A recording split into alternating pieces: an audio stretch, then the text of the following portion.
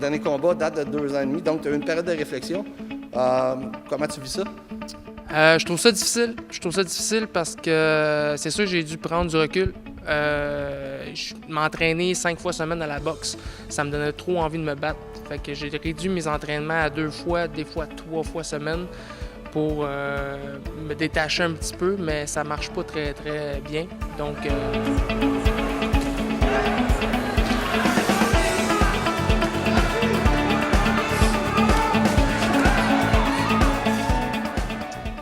ben éventuellement, j'aimerais ça revenir, sauf que juste pour le show, juste amateur dans le fond, parce que j'ai le goût de me battre.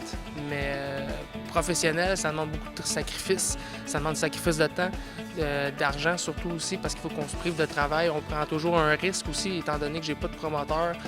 On se blesse dans le ring, on peut plus travailler après, il n'y a rien qui est notre backup dans le fond. Tu étais amateur, tu es devenu professionnel, et là tu envisages de revenir amateur, c'est possible? C'est ce qu'on va voir parce que habituellement, après 2 combats professionnels, on ne peut plus revenir amateur. Sauf que là, cet été, ils ont laissé des professionnels aller aux Jeux olympiques. Donc, ça ouvre la porte aux autres. J'imagine qu'avant aussi, après 5 ans, on pouvait revenir amateur. Sauf que moi, ça va faire bientôt 3 ans que je ne fais plus de combat professionnel. Mais c'est ça, vu qu'on ouvre la porte pour les Olympiques cet été, je passe devant le comité olympique cet hiver, en décembre, pour éventuellement pouvoir redevenir amateur. Donc au mois de décembre, tu me dis? Oui, exactement. À mi-décembre, je pense, le comité olympique se réunit. Il y a de la paperasse à faire, c'est sûr. J'attends toujours les papiers pour le remplir. Puis après ça, on passe devant le comité olympique, puis on espère qu'ils vont accepter. Probablement que je vais avoir des conditions, sûrement aussi, parce que j'ai quand même 80 combats et plus amateurs en dessous de la cravate, plus 6 combats professionnels. Donc probablement que je vais avoir des conditions comme me battre contre des gars élites tout le temps, pour pouvoir prendre n'importe qui. Mais ça me dérange pas parce que c'est ça que je veux dans le fond. Je veux du challenge.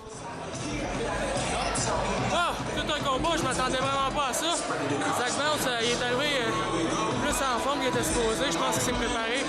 Malgré le fait que hier, j'avais su qu'il avait manqué 3 de ses vols.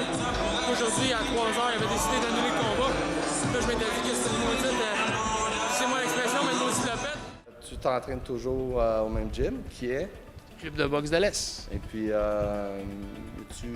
qu'est-ce qui se passe au Club de boxe de l'Est en ce début de saison? Es-tu au courant un peu? Il y a beaucoup de galas qui s'en viennent. Il y a un gala en septembre, un gala en octobre et un gala en novembre. Donc, septembre, c'est le 30 septembre, si je ne m'abuse. Exactement.